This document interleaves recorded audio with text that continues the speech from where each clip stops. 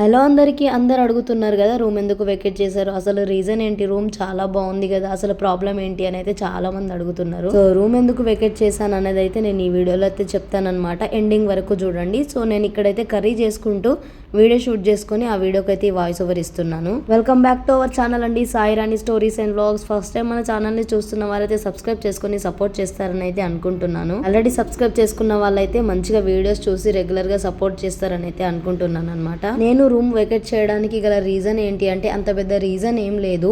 ఆ ఇంటికి నేను ఏరి కోరి వెళ్ళానమాట. నేను ఇంతకు ముందు జాబ్ లో జాయిన్ అయినప్పుడు చాలా దూరంలో ఉండేదాన్ని. నడుచుకుంటూ వచ్చేసరికి 1 hour టైం పట్టేది. So morning evening auto charge ఎక్కువ అవుతుంది అనేసి నేను అక్కడ నుండి ఇక్కడికి నడుచుకుంటూనే వచ్చేదన్నమాట. అంటే చింతపండువాడ నుండి గణేష్ నగర్ వరకు నడుచుకుంటూ వచ్చేదాన్ని. సో ఇదంతా కష్టమవుతుందని చెప్పేసి గణేష్ నగర్లోనే అయితే రూమ్ తీసుకున్నాము. రూమ్ అయితే సింగిల్ బెడ్రూమ్, అబ్బా చాలా బాగుండేది, మంచిగా పీస్ఫుల్గా అనిపించేది. ఓనర్ ఆంటీ కూడా ఉండకపోయేవారు, ఒకవేళ వచ్చినా కూడా మంచిగా వచ్చి మాట్లాడి వెళ్ళిపోయేవారు అనమాట. చుట్టుపక్కల వాళ్ళు కానీ కింద ఉన్న ఆంటీ వాళ్ళు కానీ చాలా బాగా మాట్లాడేవాళ్ళు. అందరికీ తక్కువ టైంలోనే దగ్గర అయిపోయినాను అనమాట. ఆల్రెడీ బతుకమ్మ వీడియోస్, గణేష్ ఉత్సవాల వీడియోస్ చాలా చూసే ఉంటారు కదా.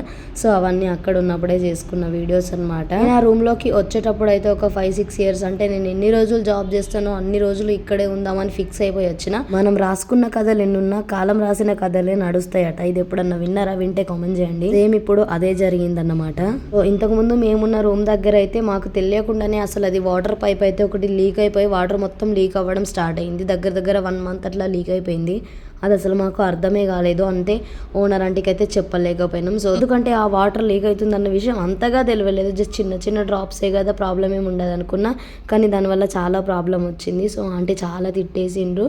సో దాన్ని అయితే మంచిగా చేసేసి అయితే వెళ్ళిపోయిండ్రు అనమాట. అప్పుడే రూమ్ వెకేట్ చేసి వెళ్ళిపోండి, మీరు ఎవరు అవసరం లేదని తిట్టిర్రు అనమాట. కాకపోతే తప్పు మాది అన్న కారణంతో మేమైతే అక్కడ 3 months ఉన్నాము. 3 monthsలో ఆంటీ చాలా సార్లు చెప్పింది, వేరే దగ్గర రూమ్ చూసుకోండి, వేరే దగ్గర రూమ్ చూసుకోండి రా అని. ఆ ఓనర్ ఆంటీ ఇక్కడ వచ్చి ఉంటా అన్న ఉద్దేశంతోనైతే మమ్మల్ని వేరే రూమ్ చూసుకోమన్నది.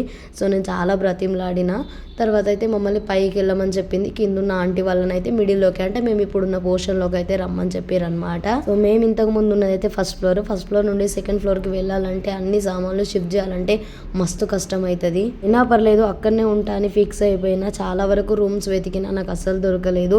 ఉన్నా కూడా చాలా ఎక్కువ కాస్ట్ అయితే చెప్పిండ్రు. సింగిల్ బెడ్రూమ్కే 6,000-7,000 అట్లా చెప్పారు అనమాట. 8,000 రూమ్కే పోతే ఇంకేముంటుంది చెప్పండి అన్న ఆలోచనతోనే నేనైతే పోనీతి కొంచెం కష్టం అవుతుంది సామాన్లు షిఫ్ట్ చేయడం అనుకొని అక్కడే ఉందాం అనుకున్నా.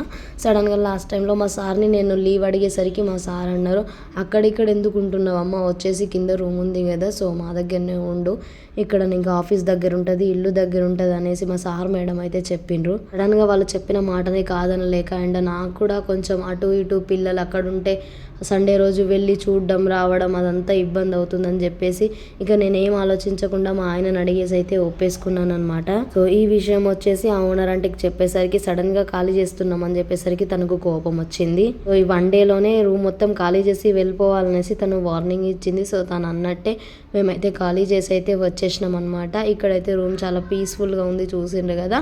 ఇప్పుడు నేను ఎక్కడికి వచ్చినా అని కూడా చాలా మందికి డౌట్ ఉన్నది. నా ఆఫీస్కి వచ్చినాను అనమాట, నేను వర్క్ చేస్తాను కదా. సో ఆఫీస్ అయితే గ్రౌండ్ ఫ్లోర్లో ఉంటుంది, మా ఇల్లు వచ్చేసి ఫస్ట్ ఫ్లోర్లో ఉంటుంది అనమాట. సో మా సార్ వాళ్ళు అయితే పైన ఉంటారు. సో నేను ప్రజెంట్ అయితే వర్క్ చేస్తున్న దగ్గరనే రెంట్కి అయితే ఉంటున్నాను. అందరూ ఫ్రీనా అని అడుగుతున్నారు. ఫ్రీ ఏం కాదు, కొంచెం పే చేస్తున్నా. చాలా మంది ఈ రూమ్స్ చూసి రెంట్ ఎక్కువ ఎందుకు ఓవర్ యాక్షన్ అని అంటున్నారు. కాకపోతే మా సార్ వాళ్ళే కదా కొంచెం చూసే అడ్జస్ట్ చేసుకున్నారనమాట. సో అందుకే ఇక్కడికైతే రావడం అయితే జరిగింది. నేను రూమ్ వెకేట్ చేయడానికి అంత పెద్ద రీజన్స్ ఏం లేవు. బట్ రూమ్ వెకేట్ చేసి వచ్చిన తర్వాత అయితే ఆ ఆంటీ మేము సడన్గా చెప్పకుండా వచ్చినామన్న కోపంతో తను నన్ను ఏదో అన్నది. తను అన్న మాటలకు నేను చాలా ఏడ్ చేసిన. రూమ్ క్లీన్గా లేదు అది ఇది అని చాలా తిట్టింది. అంతకుముందు ఆ ఆంటీ నన్ను మెచ్చుకునేది, నువ్వు రూమ్ చాలా బాగా ఉంచుకుంటావురా, ఇంత వర్క్ చేసుకొని 2 పిల్లల్ని చూసుకుంటూ భలే ఉంచుకుంటున్నావు అనేసి మెచ్చుకున్న ఆంటీ రూమ్ వెకేట్ చేసి వచ్చిన తర్వాత నన్ను అయితే తిట్టిందనమాట. అంతే ఉంటుందిలే, ఇక ఏం చేస్తామనేసి సైలెంట్గా అయితే ఉన్నాను.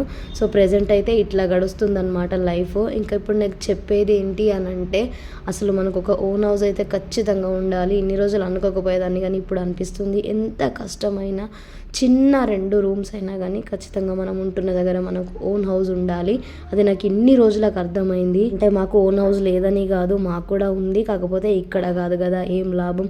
సో ఫ్యూచర్లో అయితే ఇల్లు కట్టుకోవాలని అయితే అనుకుంటున్నా. మీరేమంటారో కామెంట్ చేయండి. ఇంతకీ నా గోల్ సక్సెస్ అవుతుందా లేదా అనేది కూడా మీ అభిప్రాయం అయితే కామెంట్ చేయండి. వీడియో నచ్చితే లైక్ చేసి సబ్స్క్రైబ్ చేసుకోండి. 1000 మెంబర్స్కి దగ్గరలో ఉంది మన ఛానల్ అయితే. సో ప్లీజ్ సబ్స్క్రైబ్ చేసుకొని సపోర్ట్ చేస్తారని అయితే అనుకుంటున్నాను. సో 2-3 డేస్కి ఒక లాంగ్ వీడియో అయితే పెడతాను, మిస్ అవ్వకుండా చూడండి. ఒకవేళ మీకు టైం లేకపోతే టైం ఉన్నప్పుడన్నా చూడండి, నో ప్రాబ్లం.